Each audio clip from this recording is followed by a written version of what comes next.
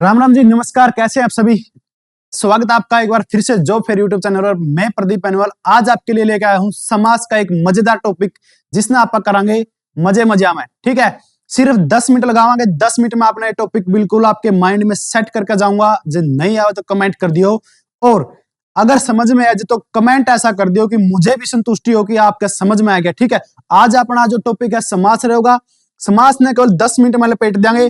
ठीक है, सबने मेरा समास के हुआ है दो या दो से अधिक सार्थक शब्दों से मिलकर बना नया शब्द को हम समास कहते हैं। ठीक है, दो या दो से अधिक शब्दों से मिलकर जो नया और छोटा शब्द बनता है उसे हम समास कहते हैं। समास के 6 भेद हैं। सबने मेरा 6 भेद हैं। सबसे पहला है अविभाव सॉरी, दूसरा है तत्पुरुष, तीसरा कर्मधारय, चौथा द्विगु, फिर द्वंद्व, फिर बहुब्रीहि। ठीक है, वैसे तो कोई ट्रिक है को नहीं, लेकिन इसने बिल्कुल आसान तरीका से समझावांगे। अविभाव यानी भाव आ गया। सबसे पहले भाव आया मन में। किसके मन में आया? पुरुष के मन में। पुरुष के मन में भाव आ गया क्योंकि आज उसकी छुट्टी थी तो उसने सोचा मैं काम कर देता हूं घर पे। पुरुष के मन में भाव आया काम करने का। काम उसने कर दिया लेकिन दोगलापन हो गया। क्यों? क्योंकि उसने मारने दे बासन उती मार दिया झाड़ू। ठीक है, दोगलापन हो गया यानी काम भी कर दिया लेकिन फिर भी पसंद नहीं आया। हो गया गुस्सा। गुस्सा होने के बाद हो गया द्वंद्व, लड़ाई मैच की जमा, डांडे ठहली आपसरी में। कौन कौन ठाओगे? सबने बेरा है। लड़ाई किसके लिए मैच कर रहा है? एक है भाऊ, क्योंकि सबके घर में एक है भाई, जिसकी भीतरी उसे ने बेरा है। ठीक है ना, चलिए बिल्कुल आसान तरीके से याद हो गया ना। भाई मन में भाव आया पुरुष के काम करने का, काम कर दिया उसने लेकिन दोगलापन हो गया। ठीक है, दोगलापन करने वाला का रीजन बता दिया। उसके बाद गुस्सा हो गया, गुस्से में लड़ाई मैच की। ठीक है ना, ये सिर्फ एक छोटी सी ट्रिक है, इसको समझ लेना। ठीक है, चलिए अब एक्स को एक्सप्लेन कर लेते हैं।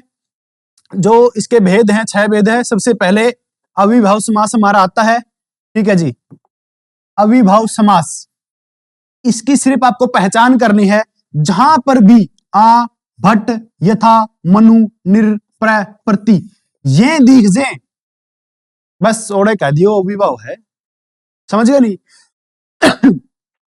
जहां पर भी ये दिख जाए वहीं पर आपका अविभाव समास होगा। कोई ज्यादा डेफिनेशन नहीं पढ़नी, कुछ नहीं करना, सिर्फ पहचान करना सीख जाओ। सभी क्वेश्चन में, चाहे वो डी ग्रुप हो, हरियाणा पुलिस हो, एसएससी जीडी हो, सीजीएल, कोई भी पेपर हो, आपने एक वर्ड दे देंगे इसकी डैड, जैसे आजीवन। भाई इसमें के है कि यू अविभाव है। आजीवन में हमने बेरा है, आ है, आ यूरिया। ठीक है, जैसे दूसरा है यथा सामर्थ्य, इसमें दिख गया अपन है यथा। फिर यथाशक्ति, प्रतिदिन, प्रति प्र भी है और प्रति भी है, 2 वर्ड दिख गए ना।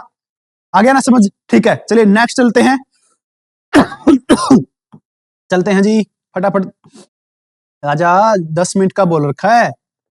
दूसरा जी तत्पुरुष समास, जहां पर का, की, के लिए, में, ये यहां पर अलंत आएगा, में, पर से, ये वर्ड दिख जाए आपका तत्पुरुष होगा।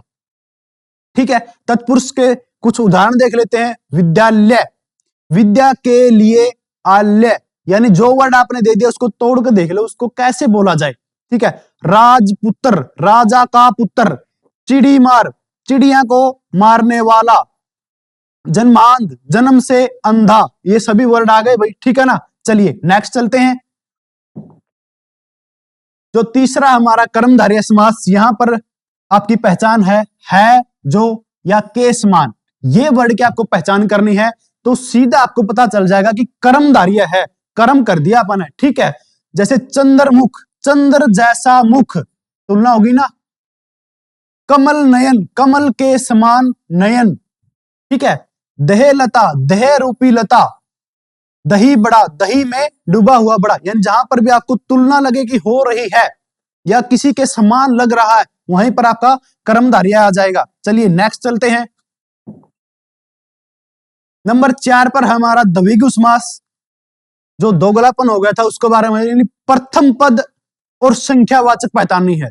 जो पहला पद प्रथम पद होगा वो संख्यावाचक होगा, यानी जहां पर भी हमें किसी वर्ड में ऐसा लगे कि यहां पर तो संख्या दी हुई है वहीं पर द्विगु समास आ जाएगा। जैसे चौराहा, 4 राहों का समूह। क्या बन रहा है? चौराहा, 4 राहों का समूह। दोपहर, वैसे तो ये दोपहर है, दोपहर का टाइम हो रहा है, लेकिन क्या हमें संख्या दी गई? 2।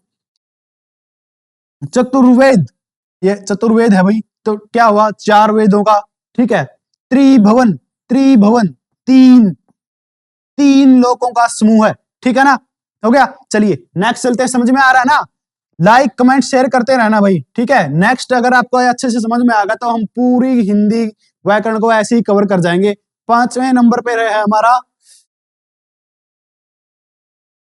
द्वंद्व समास, ठीक है। अभी हम द्वंद्व पे आ गए।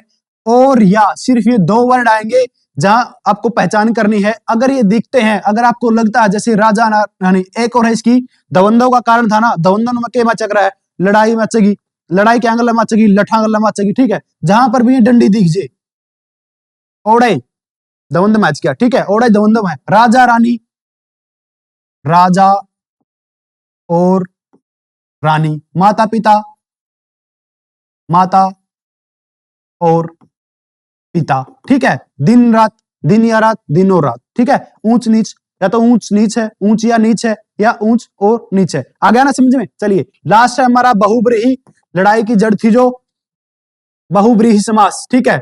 इसमें ध्यान रखना है, इसमें कोई पद प्रधान नहीं होता, ठीक है। आपको कोई पद प्रधान नहीं होगा। इसके 2 उदाहरण के साथ मैं समझा देता हूं। महावीर, जो महान वीर है, तुलना हो गई, ठीक है। तुलना किसके साथ होगी? महान व्यक्ति के साथ, महान महापुरुष के साथ, ठीक है ना। त्रिलोचन, 3 आंखों वाला। दशानन, दशानन कौन है? दशानन जिसके 10 सिर थे, 10 सिर थे जिसके, रावण, यानी रावण की तुलना हो रही है यहां पे, ठीक है। कैसा रहा सेशन? सभी कमेंट करके जरूर बता देना, लाइक शेयर कमेंट जरूर कर देना। अगर आज का सेशन आपको अच्छा लगता है, आई होप सभी को अच्छा ही लगेगा, मेहनत कर रखी है, बिल्कुल शॉर्ट तरीके से आपको समझाने का काम किया है।